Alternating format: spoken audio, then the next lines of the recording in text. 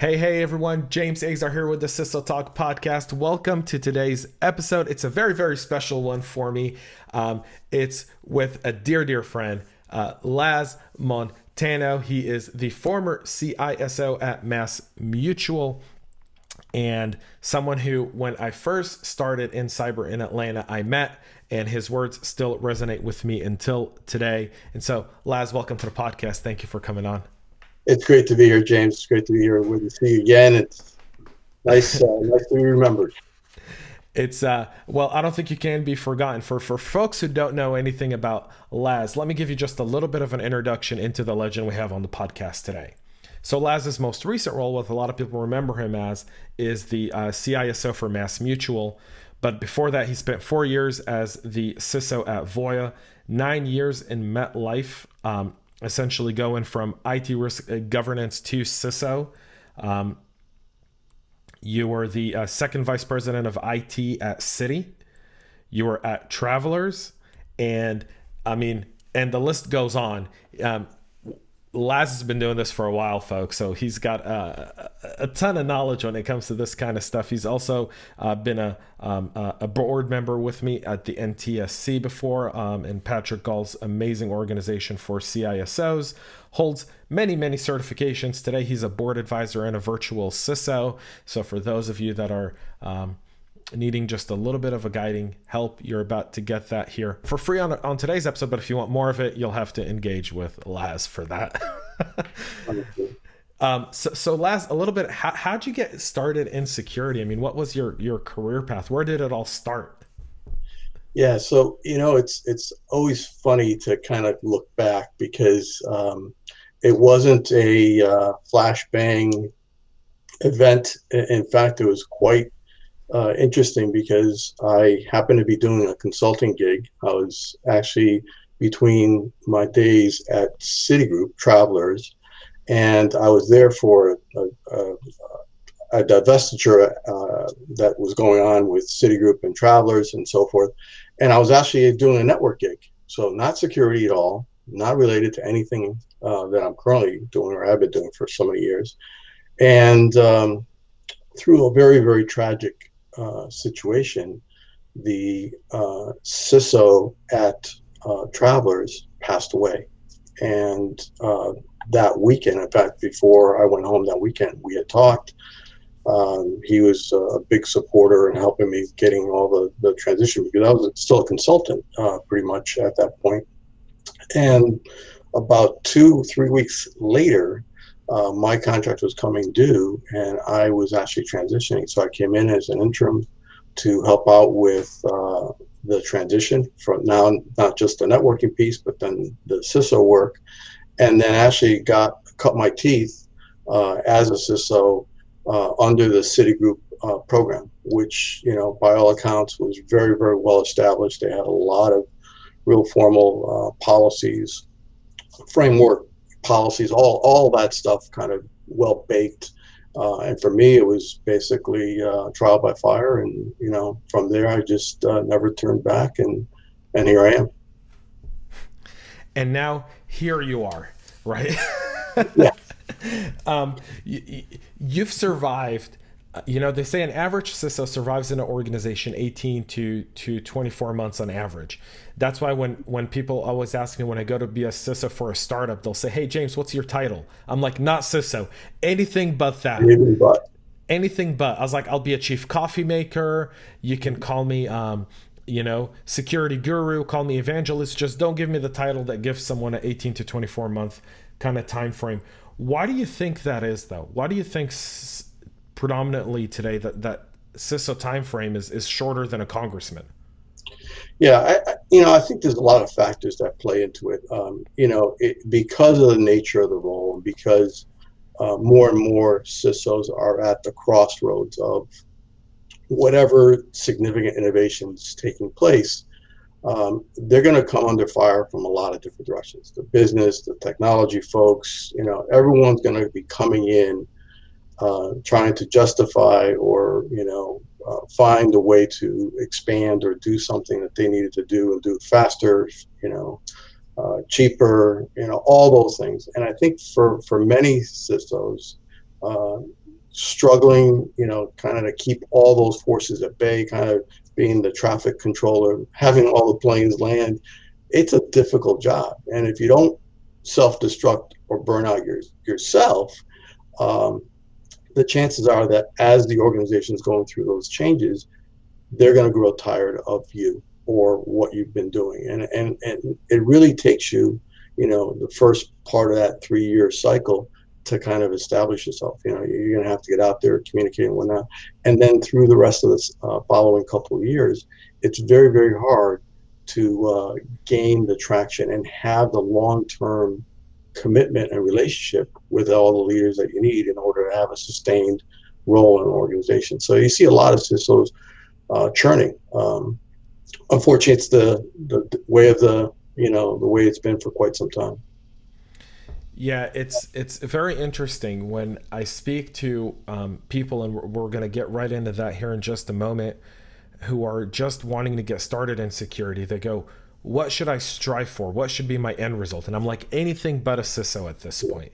I go, and hopefully in 10, 15 years when you're ready, that conversation will be different. The role of the CISO will be far more established. It'll be similar to a CFO or a CIO or a CTO, where, the board and management understand, hey, we got to give this guy 3 to 5 years to really, derive change in an organization and whatnot. But until that happens, you're almost like, go be a vice president somewhere or SVP somewhere. You're probably going to have better job stability and security than you would any other way. No, it's absolutely true. And I think you make an excellent point, because I think it's twofold, right? You're in the process of defining the role within that organization at the same time that the role's being defined, primarily for the entire industry. What a CISO is today is not what it was, 5-10 years ago. In fact, most of the CISOs, quote unquote, back then were really networking, infrastructure, senior folks that had kind of graduated through the ranks, and that was the first realm of major responsibility. The firewalls, the protection of the websites, all that stuff. That's quite a bit different. I mean, today, that's only one very, very small sliver of all the work that you're doing. Not to mention, organizational transformation, communication awareness, yada yada yada, all those things. So it is quite interesting, and I think it's that you're doing two things or multiple things at the same time: establishing the role within the organization, and then kind of blending in with all the other transformation that's going on in the industry, and it's changing so fast. And technology is adapting really, really, really fast. Let's talk a little bit about getting started and kind of building a security team. How would you build your team or grow your team? What were some of the skills or personality traits you looked for in people you were looking to have become part of your security team? Well, it's kind of interesting, because early on, I think, I would go and interview folks for their background, their security background, their technology background, kind of what was their educational aspects, what certifications they have and all that. And as I kind of, was more in the role of CISO, I came down to one, and I don't want to oversimplify, but one key question, and that was adaptability.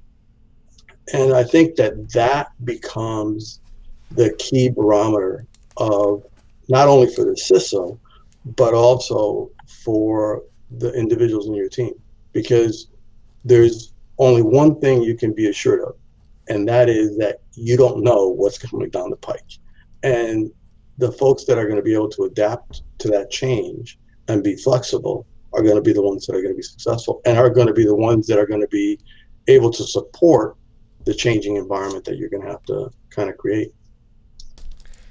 Yeah, I mean, adaptability, we see that right now with COVID, right? Yes. You've got CISOs that are excelling, right? That are just really taken off. A shout out, someone I spoke with right when COVID started, Max Garcia. He was the CISO at Revenue. I think I forgot the name, Revenue something, and now he's at NCR.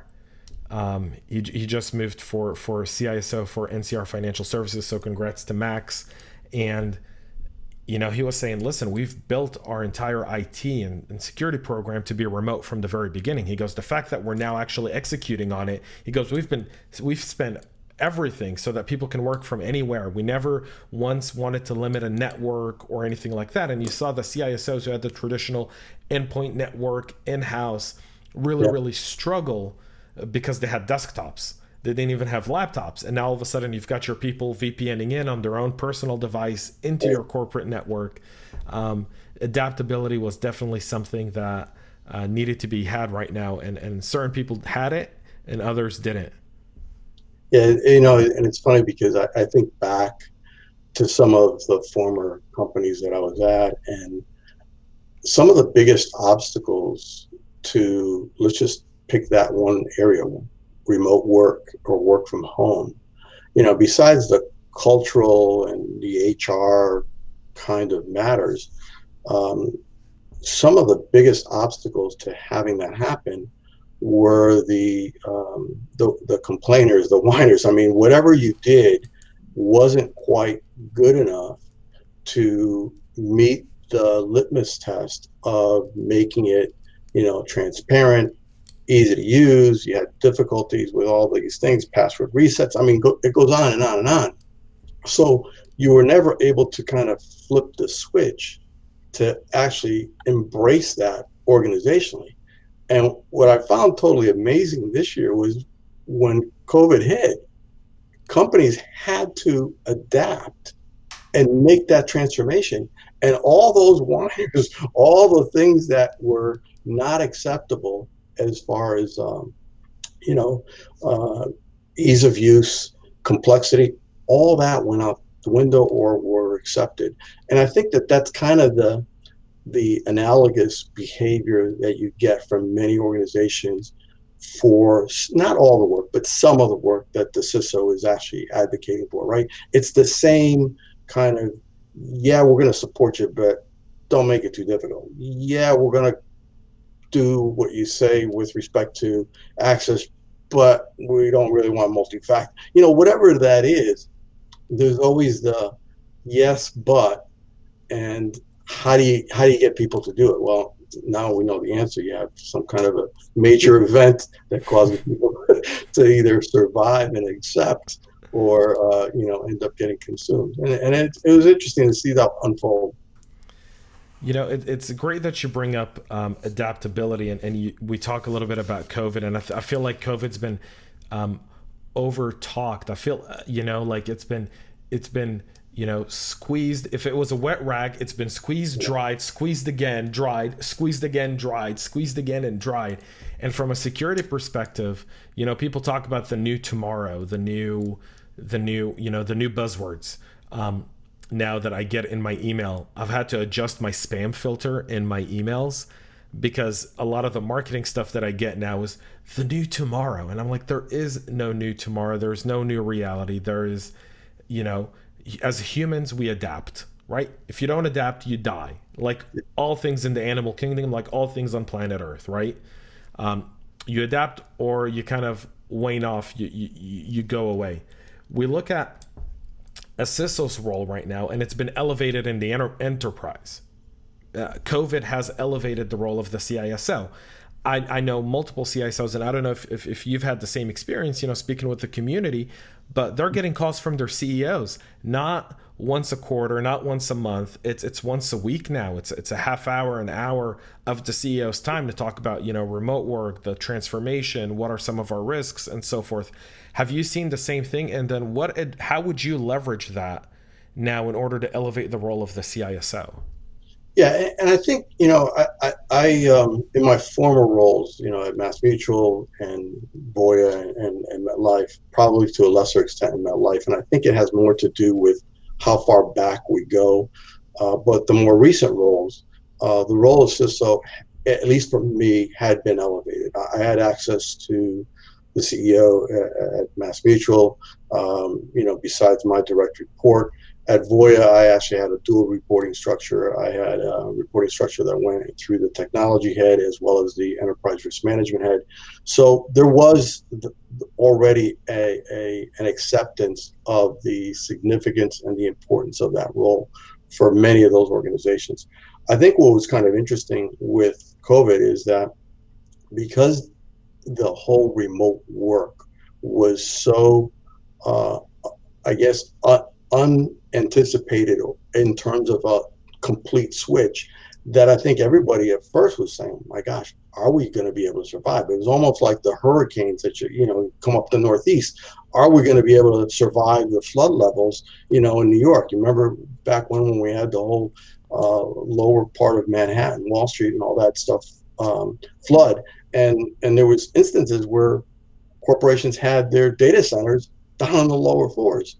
I mean, crazy stuff that you wouldn't have imagined taking place. So I think the CEOs really were, I think, probably for the first time, realizing in the cases where they hadn't had that relationship, that they needed to get close to this individual, whoever that might have been in their organization, to make sure that now that they weathered the remote work from home aspect, what else might there be lurking or perhaps out there, which, is great.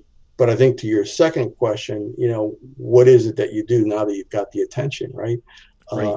I think for many CISOs, it has to be about being relevant to the business in terms of innovation and transformation.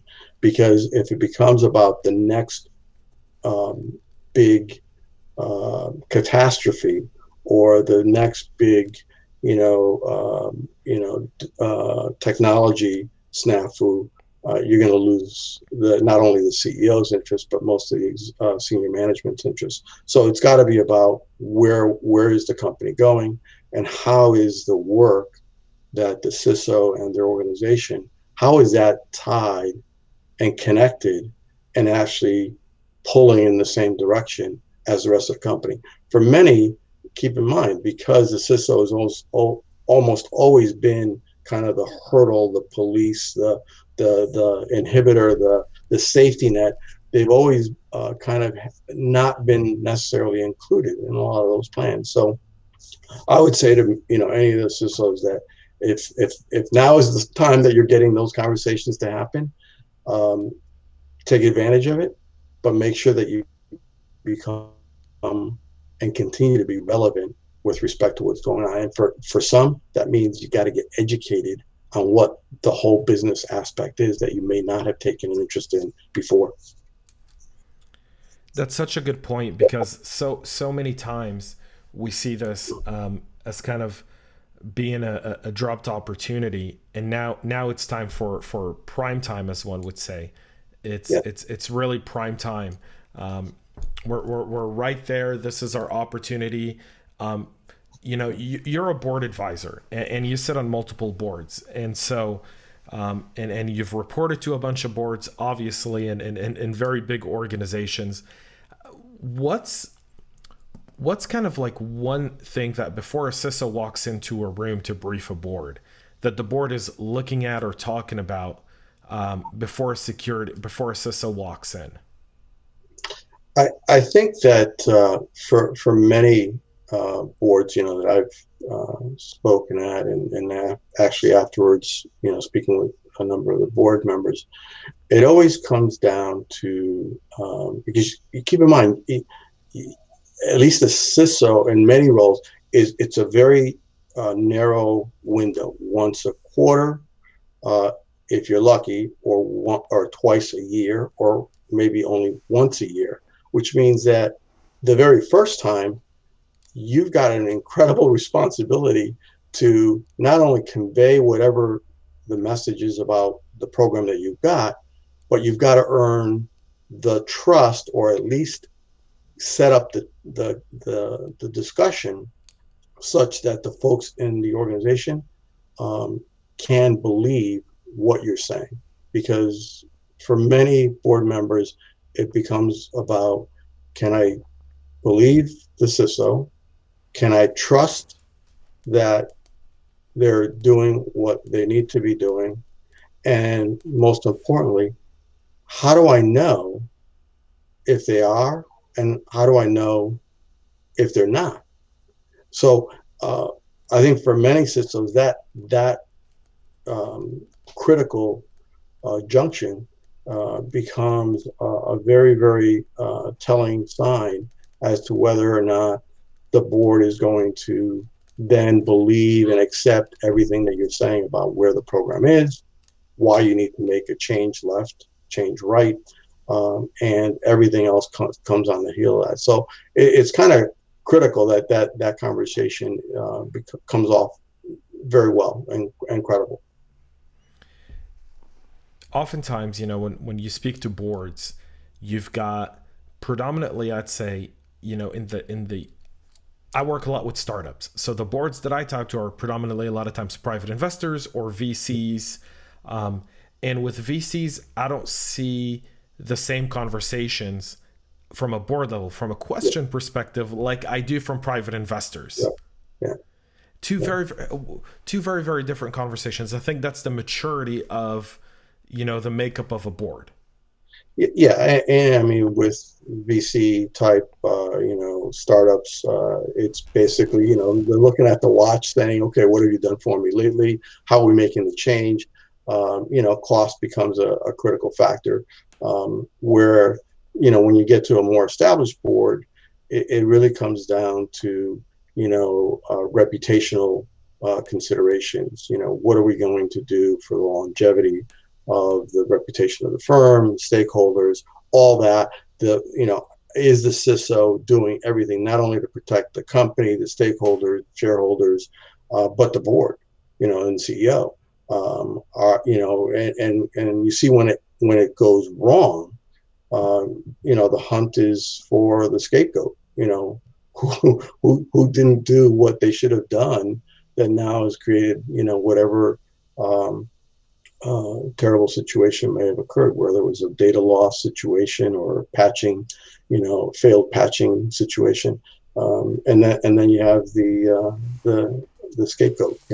So it's typically number one, followed by whoever the CIO, in many cases, whoever the CIO is number two, and then if it's really serious, then the CEO. Yeah, I mean, I think we saw that with Equifax, right? It was the Yeah, CISO yeah, first, then it was the CIO, and it was the CEO. yeah, yeah. Yeah, and look at what happened afterwards when Jamie came in there and basically, I mean, I don't think I would have stepped into that role, but my God, what um what a transformation he made by coming in and connecting not only with the board, winning their trust, but taking it upon and really spearheading a whole awareness effort to transform the cultural aspect of a firm, which is really, in some respects, what a good CISO needs to do. It all becomes about being that advocate for change, for transformation, and being that spokesperson for doing all the things that need to be done. Well, I think it's being able to win people within the organization and start to look at security as an enabler rather than a no, Right. right? And when you sit in a meeting, I think one of the things I learned very quickly is when you're sitting in a meeting, never say no. Just say, tell me what you want to do. I'll find a way to make it happen, right? But just tell me what you want to do and why you want to do it. Right. And if I understand what you want to do and why you want to do it, and then I'll find a way to make it secure, right? Yeah. There's always Yeah. a way to build security controls around anything you do.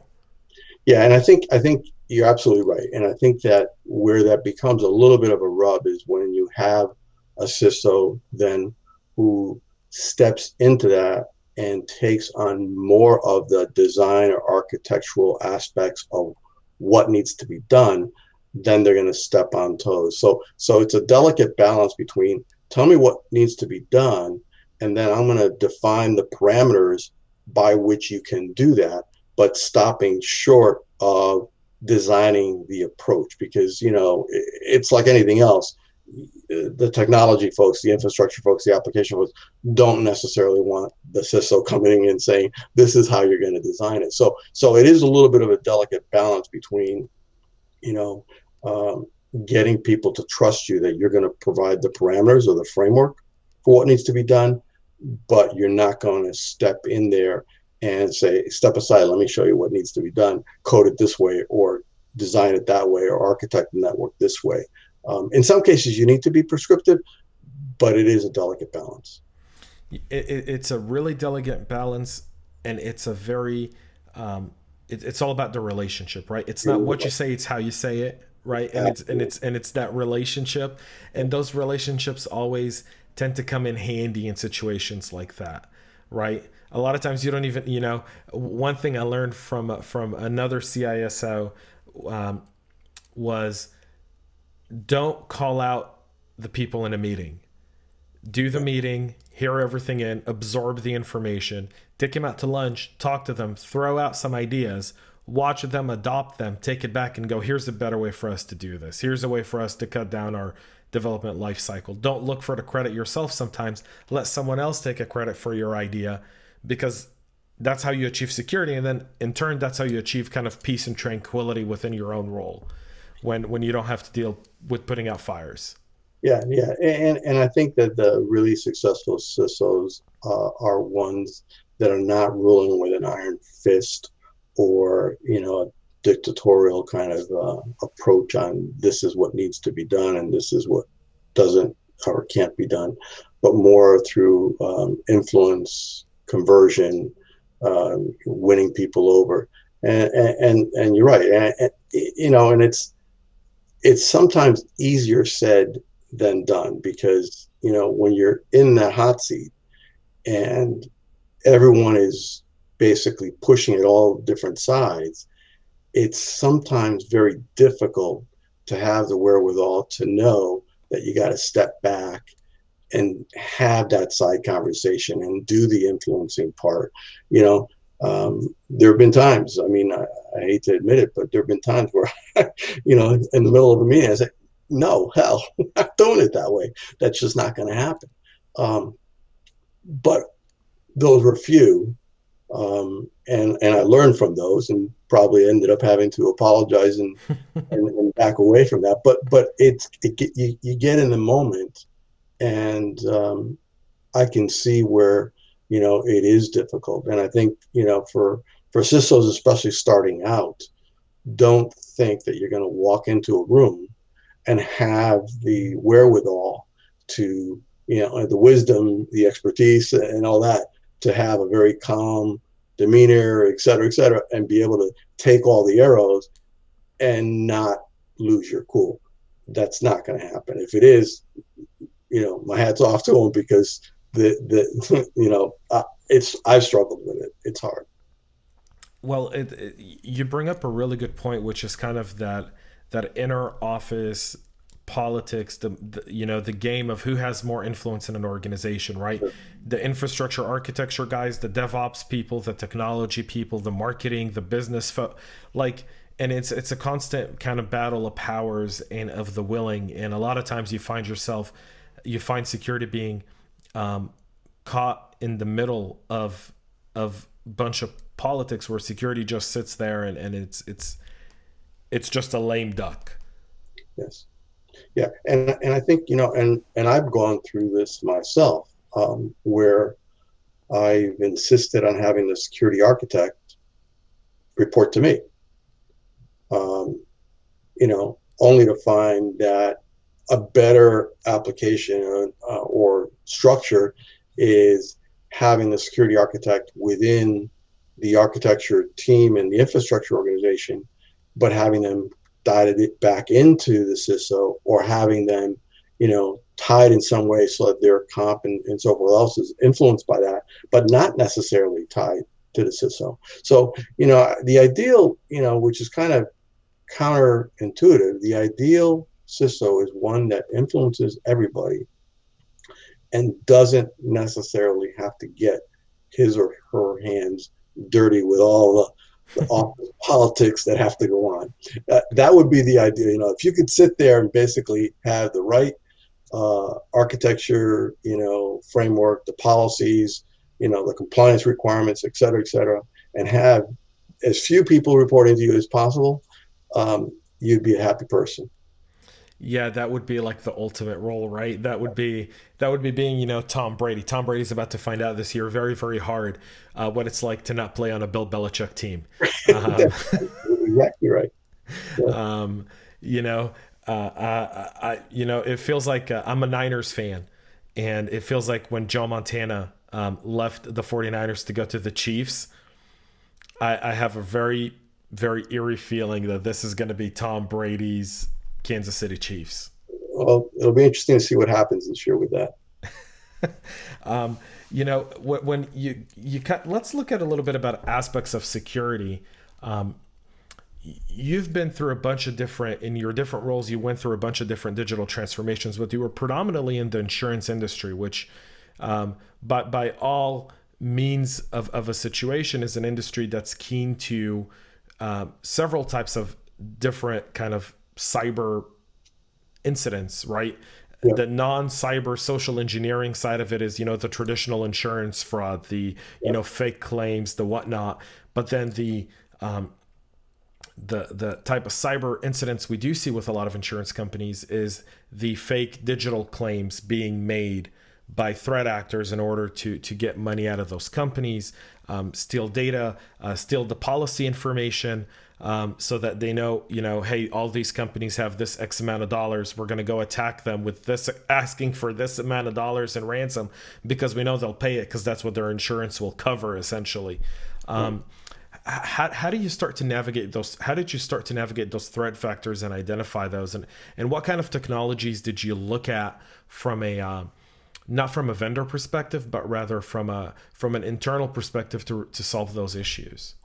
Yeah, so you bring up an excellent point. I think, oftentimes, in the role of a CISO, you think that you're going to be able to put the blanket or put the wrap, the ring fence around everything to protect it. So you're going to do the awareness campaign, you're going to do the multi-factor, you're going to do the secure websites, you're going to do all that stuff to secure the communications.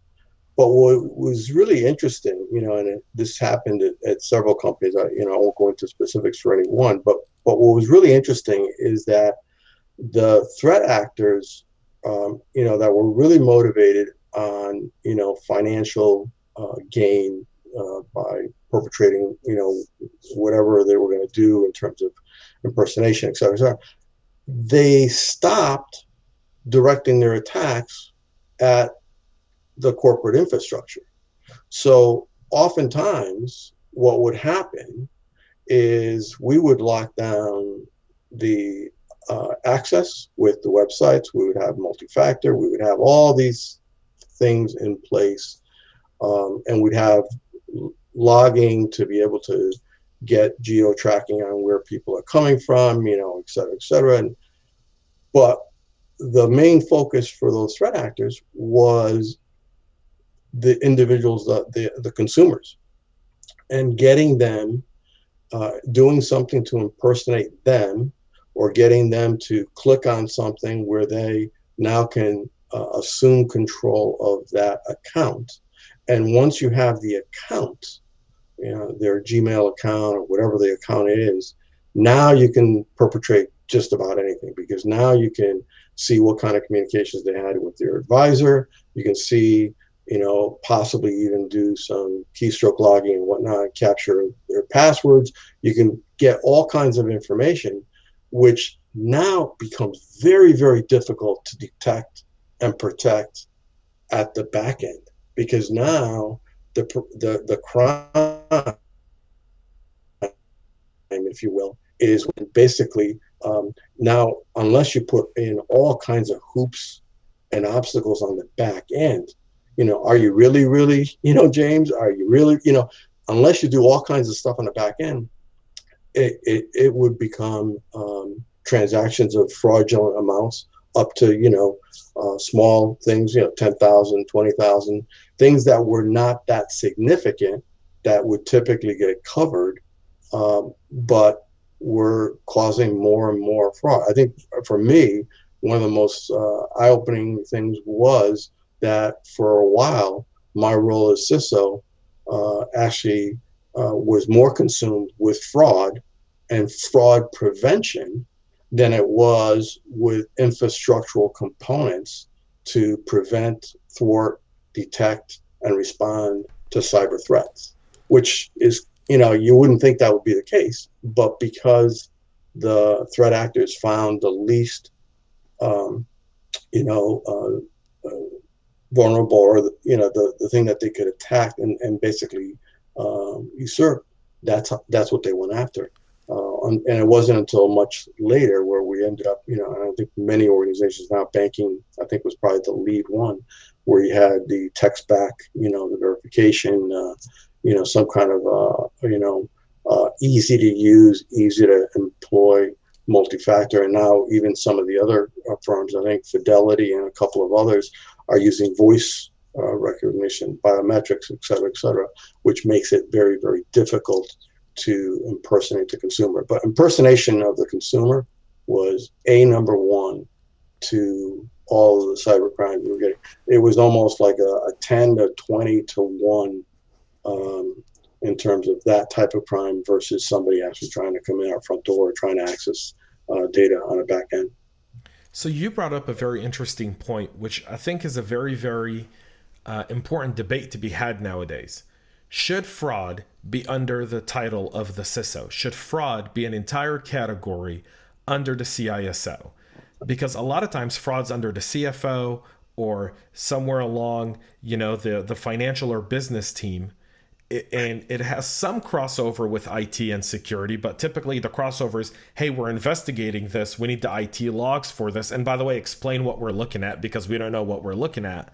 And we talk now about fraud, and it seems like more and more, especially in financial services and fintech and insurance, where fraud really should just be under the office of the CISO. Yeah. And I'll give you a really good example, James, of why that convergence is so important. And again, I won't name firms, but it actually happened. No, that's fine. And no one expects you to name firms on the Ciso Talk podcast. We are all about discretion. We know the Russians and the Chinese watch and listen, right? We try to limit them, but they still VPN their way in. That's right. So, but with respect to fraud, there was a significant amount of fraud where the threat actors had found a vulnerable way to get at the customer base. And they were using all these various techniques, and we were involved with, Treasury, we were involved with all kinds of folks. And because it was fraud, it actually did not report into me. It was actually into the, and in this case, it reported into the physical security person. It was a very, very talented individual, former FBI individual, had a lot of connections. But what was interesting is that in order to, at least the thought was, in order to really prevent all the fraud that was happening, and it was, hundreds of thousands of dollars in losses that were occurring and was ratcheting up, there was an investment request made to deploy pin drop technology, very, very good technology to be able to detect characteristics of the call and be able to differentiate, fraudulent calls from non-fraudulent calls, et cetera, et cetera. The point wasn't really about the particular technology or even deploying it. The issue was that where this was reporting and being addressed, they had no budget to actually deploy that technology. So what ended up happening was there was a major push to get the security guy, namely me, to subsidize and fund this thing that was going on at a cost of multiple millions of dollars.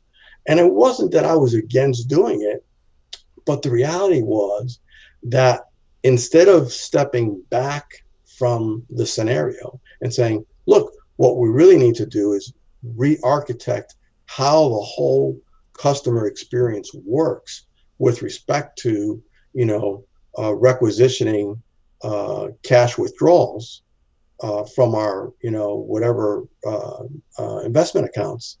Rather than redesigning that, the thought was that we were going to deploy this technology, and that was going to be the mechanism by which you were going to thwart all this fraud that was happening, costing hundreds of thousands of dollars. Now, for me, it became about spending $3 million against a loss of 300,000 in that particular case. And I kept making the point, well, wait a minute, it doesn't make sense to do that. This is what we need to do. So I think having that converge, my point is, allows us to better evaluate what the risk reward opportunity is. And in some cases, it may be as simple as making the investment in a technology. In other cases, it might be going back to the business, customer services, customer support, and saying, hey, our processes are not working. Here's the vulnerable points where they don't need to put in a PIN, or they can simply impersonate somebody with voice. And this is what we need to do in order to thwart that. That wasn't easily done. And there was a lot of frustration on a lot of people's part trying to address that issue. Yeah, you bring up so many good points there. I mean, so many. If we just look at one of the things you said, where you talk about a $300,000 cost versus, preventing $300,000 worth of fraud a year, but investing $3 million to prevent 300,000, is that really effective? And that's where kind of, building additional security controls. And that's why having fraud under security is so critical, and not having it be a cross business function. And it's almost like the CISO role can no longer be siloed. It's got to be across the organization, very similar to like a CFO role or a COO role, where you're across the entire org and you've got tentacles. You're an octopus and you've got tentacles in every single business unit of the company. And that's maybe the only way you'll be able to really succeed in kind of getting all of that kind of under the CISO and the office of the CISO over a period of time.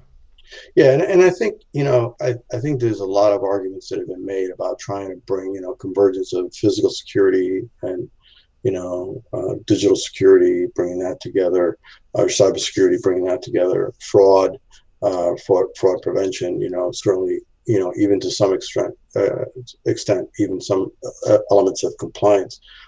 The difficulty, right, is as you can imagine, and having been a CISO yourself, the more of those pieces that come underneath the CISO, the broader that responsibility is, which is good on the one hand, but on the other hand,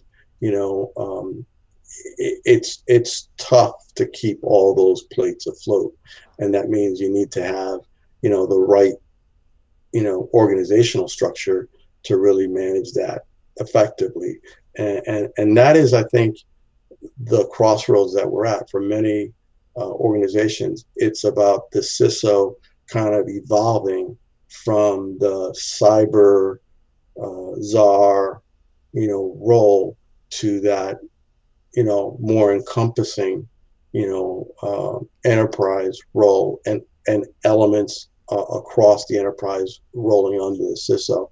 And I think that is probably the last major change that will need to take place before you see, I think, the CISO coming out from either the technology, out from underneath the CIO, or out from underneath the COO, or out from whoever, and really looking at things more holistically, either reporting to the board or reporting in directly to the CEO. I think that's ultimately what will help solve that. If we get rid of the I in CISO, we solve, I think, 50% of the problem. Yes. Because the I in the CISO stands for information, and that's where we're siloed. We're siloed under information. Yeah. And I oftentimes look at that and I go, well, we're beyond information, right? I know CISOs, we're talking about David Levin. The CSO at Rico, who's been a guest on the show, he's the CSO. He's in charge of physical security and information security and cybersecurity. And in fact, in another podcast that I'm launching very soon called The Other Side of Cyber with my very good friend JJ, our second episode talks all about what is the definition of cyber. And, we compare cyber to a tree, and information security being a branch of that tree, and data security and data privacy all being different branches of, and even physical security being part of a branch of that tree. Because especially now with COVID, physical security now with COVID, with the social unrest that's going on, physical security has now been, I can tell you in some of the cases, I've been called for physical security issues. In terms of securing executives' homes, securing devices, different things that, in an office, I've got a key card, I've got a key lock. In my home, I don't necessarily always lock my office. I don't always lock my drawers. I don't always close my window. Right. And I create a whole new threat vector that goes back to the old days of a spy stealing your server. 10, 15 years ago, you were more concerned with someone breaking into your server farm, into your office and stealing your servers than you were if someone, cyber attacking them and stealing that data. Right. And think about it, right? So the perimeter, I remember having these conversations with some of the state regulators that, we have defense in depth, right? So the servers are behind the data center, the cage, the walls, all the different controls, cameras, et cetera, et cetera.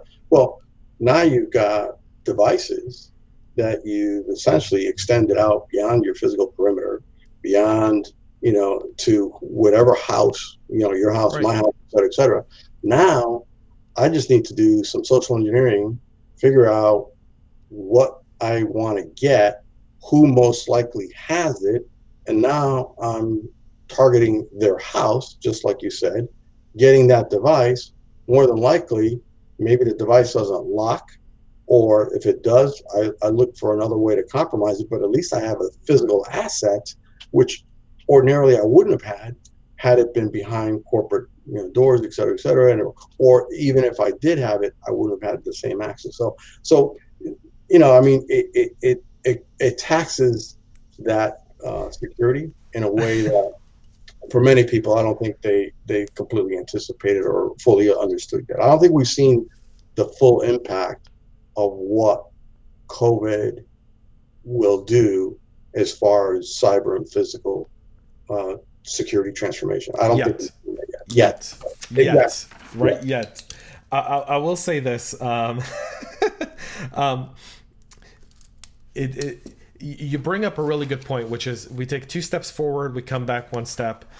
So kind of staying on that same theme here, what are you seeing the security industry do better at now than before? Like what is one problem that you say we've solved this? Like the technology's out there, everything's out there, we're doing this really well. It's just a matter of configuration and implementation. Let's focus on other stuff. What's that one thing you think that we're doing well, in your opinion? Yeah, well, I think the number one thing that is significantly different, at least for many CISOs, is that there's a lot more collaboration and cooperation with respect to techniques, methods, approaches to thwart different things. And people are more willing to be vulnerable to share their ideas in hopes that not only can they help someone else, but more importantly, even that someone else shares equally and they can benefit from it. So with remote technology, I think one of the things that is really, multi-factor, I think, and the whole concept of multi-factor zero trust and access, I think in general has really come light years ahead of where we used to be. So there's a lot of very, very significant focus on that. I think there's been a lot of good work done to elevate the programs and the access methods by which people get control or visibility to corporate data. And I think that's come a long way. More still to come, but I think that's definitely a thing that I think is improved quite a bit. I think we're still struggling with what happens with cloud, despite all the Right. things that have taken place. I think, cloud, where's the cloud and where's my data and how do I contain that? I think it's not so much about the cloud, but it's basically the loss of control and the permutation of all that data out to so many devices and not being able to put a ring fence around that. So some kind of digital rights management or some kind of way to manage data from creation to destruction, and ensuring that only those individuals that are authorized to access it can access it. I think that's probably the next major frontier that would really need to really be solidified. I think we have bits and pieces of that, but I don't know that we have it completely nailed down. Yeah, it's we still have some. I like MFA. I'm against MFA as a text messaging option Yeah. because of SIM swapping attacks, and we saw that with the Twitter Yeah. with the Twitter incident last week, where it was essentially a SIM swapping incident. I'm all for multi-factor authentication on authentication apps on your device, which at least that way you can control. And Microsoft has great authentication. Google has great Google has, yeah, authentication. both of them fantastic Right. capabilities, very transportable. Right, both can be used across multiple platforms. So do a lot of the endpoint EDR providers and AV providers. They all have some sort of authentication app at this point. Um, that The that really difficulty, so the difficulty with those, right? You know, being a little more senior than you, um, but still somewhat technical and being able to deal with this. The challenge is you've got so many individuals now where, especially, dealing with their financial savings, et cetera, et cetera. I don't see that the folks that are, at, let's say 70 or older are going to be able to deal with those kinds of authentication apps and so forth. So I think we're still going to have a challenge in terms of how easily can you employ those capabilities that provide the protections that I think we all agree are robust enough to thwart the attacks that have happened in the past. It's basically about adoption of that capability, and we have a gap because there's probably some of the boomers, through 65, 70, probably very competent, very capable, very comfortable using those apps, using their iPhones, using the App Store, and all that stuff. But not everybody is.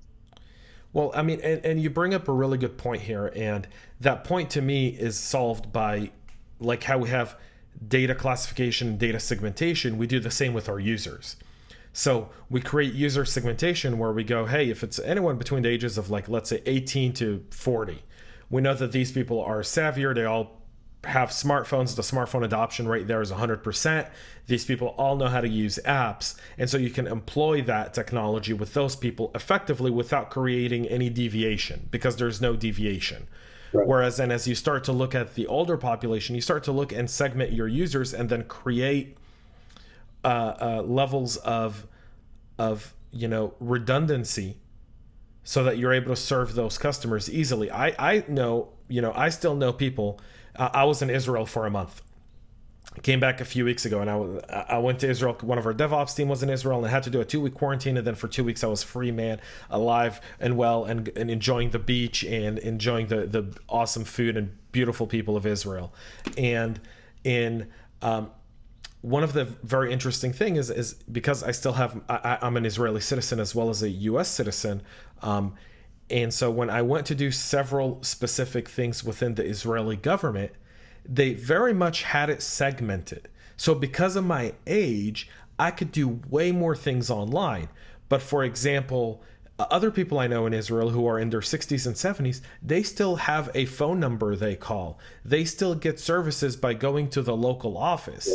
And the government there had hours during COVID that were strictly for people in the risk group of COVID. So no one below that age group could enter and be served in those by those government agencies in those time frames, because those people predominantly come to it. And that's in fact, and in banking in Israel, one of my very good friends in Israel runs a branch of one of the banks.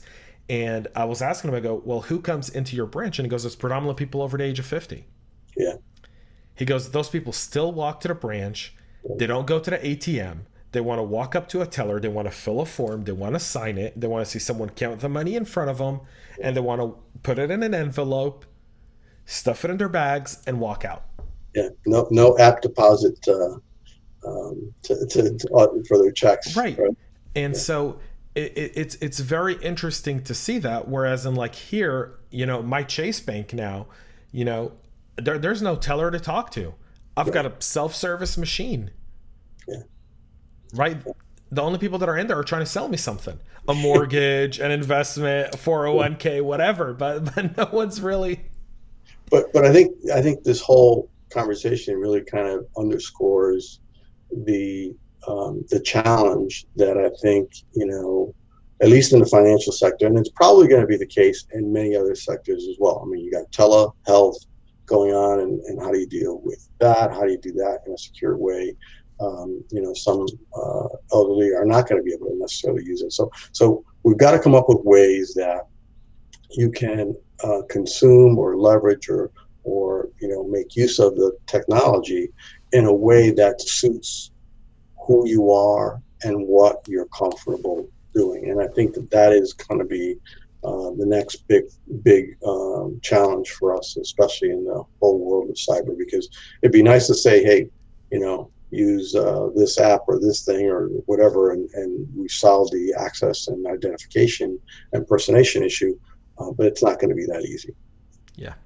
So before we go to our CISO Insight round here, folks, and we get to the fun part of this interview where we get to know Laz a little bit deeper, a few things before we go there. One, Laz, who was a CISO in residence for Mary Lou Hastings of Executive Alliance. Mary Lou did suffer a terrible, very difficult stroke about 3-4 months ago, right at the height of COVID.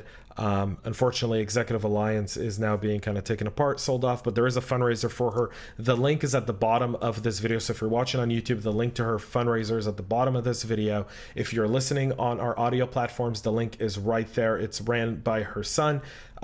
Mary Lou has had an impact on a lot of people in our industry. So if you can find it in your heart to just help out anyway financially, the family's going through a lot. There's a lot of money that needs to go into her long-term care, and so please do so. I know that Laz was very involved with Executive Alliance for a period of time, and so with that being said, before we go to the next part, just as kind of a little thing, I do have her link right here on the bottom. So please go and just donate anything you can. To help out would be greatly appreciated by the family, and I know that Mary Lou would just smile her bright light to anyone who does that right now. And we wish Mary Lou a quick and fast recovery, and seeing you on the lake very, very soon in your boat.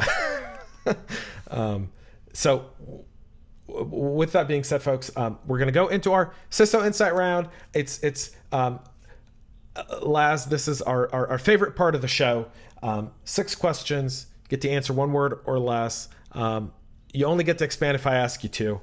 So okay. Here we go. Fire round. 1 buzzword you would bury in the buzzword graveyard. Big data. Big data. That's I think number 3 for big data. 1 technology or technology advancement that will change the way we do cybersecurity. I think remote work. What's the book you're reading right now, or last book you read? Not a big reader, but the book I actually have started to go through is called Reboot by Phil Burgess. Awesome. Yeah. The last movie you saw? Greyhound, Tom Hanks. Greyhound, Tom Hanks. So your favorite type of music? What do you listen to typically? Soft rock. Soft rock. Got a favorite song? No, I just, not a big music buff. They all come in, they all got scrambled around. It's that Ciso head of mine. All straight. Awesome. And 1 thing you took away from the COVID-19 crisis? Yeah, I think how precious life is and how easy it can be for us to lose sight of that. Absolutely. Folks, thank you so much to Laz for being on the show. You can find all of our episodes at cyberhubpodcast.com.